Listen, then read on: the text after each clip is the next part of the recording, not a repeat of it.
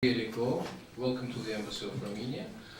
I know that we have a few guests that don't speak Armenian yet, so we probably continue in English. But it is a pleasure to host the Armenian Cultural Association of Atala.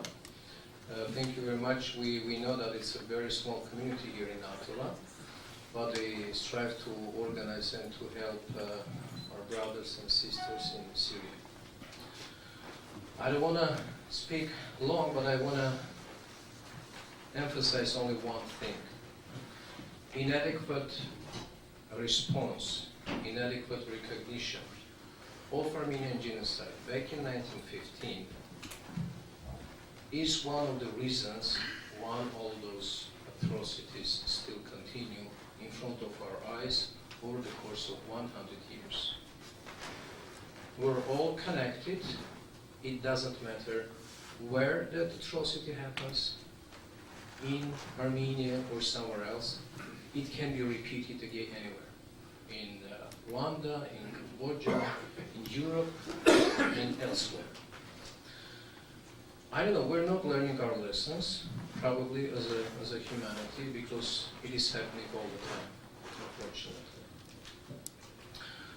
Today we have two lectures that are welcomed here, and we're going to be listening to their professional remarks. But even in this small audience, I call upon every one of you to do whatever we can, everyone in our position. We don't need heroic efforts, but to do everyone whatever we can in order to stop it, in order to inform people, in order to fight the terrible disease that is spreading today in front of our eyes, again, in Syria and Iraq. Thank you very much. Good evening. Thank you for coming. I'm John Sarkisian, the president of the Armenian Cultural Association of Ottawa. And I'm glad that practically all our chairs are filled tonight. Yeah, this is a very important cause, very close to my heart, although for just many reasons. I mean, for me, my aim is that we just help in whatever way we can, not just our Armenian brothers and sisters, but all our human brothers and sisters all over the world. And this is just one way we can contribute. Some weeks ago, my sister told me a story about a relative of her husband who was from Syria, and how this poor man who didn't know how to swim, but was basically hanging from a life jacket for over 4 hours in stormy waters in order to get out of, I don't exactly know the details, but he basically was forced to swim for 4 hours in order to get out of a very dangerous zone. So, that just, it really, really hit me hard. It just made it so much more vivid and real for me, and that's where we said, okay, we're going to do this fundraising this time, and hopefully we can, contribute as little, our little share. So thank you again for coming, and now I would like to introduce Hasmik Minasyan, our Vice President, who will be the MC for tonight. Thank you. Thank you for being here. We really appreciate each and every one of you to come tonight. As Mr. Ambassador mentioned, Mr. Yeganyan mentioned, we have two guest speakers at today's event. First, I'd like to introduce Ms. Ruby Dagger, who is an international development professor at both University of Ottawa and Caltech University. She has multiple publications on the issues of conflict, post-conflict development and conflict resolution, particularly on the issues of Middle East, in the Middle East area. Recently, she was interviewed by CBC on the issues of ISIS and situation Middle East. Her presentation is titled ISIS, Canada, and the Moral Obligation to Do the Right Thing. And I'd like to welcome Ms. Ruby Dacker now to start the presentation. This evening, I want to start off by talking about the enabling environment for ISIS. So why was ISIS successful while many other heinous groups were not as successful? The history and the success of ISIS, the various actors that are involved in the current fight against ISIS, but also with ISIS. Talking about Canada's contribution both in Iraq and in Syria, and then the implications for the religious minorities in both Iraq and Syria, and then perhaps coming up with some suggestions, if possible, on what to do next. So the enabling environment for ISIS. ISIS used a lot of what happened in the Afghanistan war as a way to rally other fighters to its ranks. ISIS began in Afghanistan, and I'll talk about that soon. So the upheaval following the invasion of Afghanistan allowed for this organization to begin.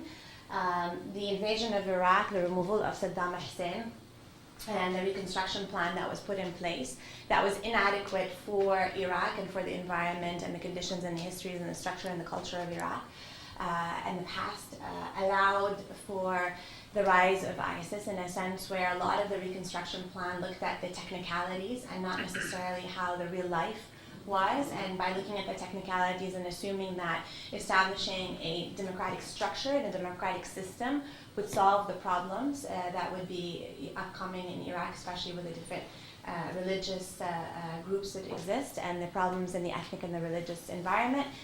We presumed as an international community that by establishing these democratic structures we can deal with that. So we'll move the fight from being a violent fight to a more democratic, peaceful fight rather than having more bloodshed. Our next presenter is Mr. Can Halajan, who has come from Toronto today. He is the director of the Canadian Coalition for the Support of the Armenians of Syria. Սուրիահայության վերջին 100 տարվա պատմության ընթացքին դեպության հետ հարաբերության եղանակը հետևյալ գառուցվածք ունեցած է։ Քաղաքական իմաստով Սուրիահայությունը ներկայություն չէ, գազམավորված ներկայություն չէ Սուրիում մեջ, որովհետև Սուրիան իր զանազան պատմական հանգրվաններում վերջին 100 տարիներու ընթացքին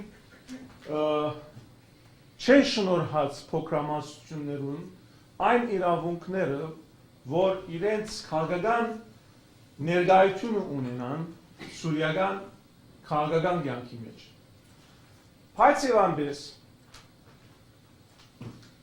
հայերը եւ գաղտնի փոքրամասնություններ մենաշնորհում ունեցած են եւ պետք է ընդունենք, որ Սուրիական զանազան իշխանություններու հոլովումին ընթացքին գտեսնենք հայկական ներկայություն քաղաքական կյանքի մեջ։ Ունեցած ենք սպայգույդի մեջ հրամանատարներ, ունեցած ենք պարլամենտական ներկայություն եւ զանազան կարևոր ընկերություններու մեջ, նախարարություններու մեջ փաստաստիճան հայորդիներ, որոնք իրենց մասնակցությունը բերած են սուրիական հայրենիքի գազམավորման, որովհետև սուրիո հայրենիք հասկացողությունը գազམավորումը ֆրանսիական քաղաքացիության ավարտով 45-ին վերջ նոր թիմակից կստանա, որ եւ նոր ասես զարգացում ունենալ որ։ Եվ ադոր մեջ հայությունը մեզ ներդրում ունեցած է։ Ամենամարտկային, վզավ շանց է, ինչ է հիմա, դրանց կազմոք իրպատության, դրանց մարդկային վերաբերմունքի, դրանց նորվարնի ազգին, լեզվին, մշակույթին հայոց, բայց դա զարմանալով մաքրով մարդիկ է հայակին հայության նման հայություն աշխարհում չկա։ Հայտնեվերկանները, կուրերը, ծանրագույն միջակի մեջ են, ես կոչ եմ անի բարեշ, ով ինչպես կարող է, ով ինչքան կարող է, թեկուս 10 դրա, ես դեպին մասնակցեք որոտը մեր հայազատները ծանրագույն միջակում են, որ ձեք չկարզել է, դա կլինի բավաճանություն, ազգային վերաճանություն, ուրիշ ոչ մի խոսք։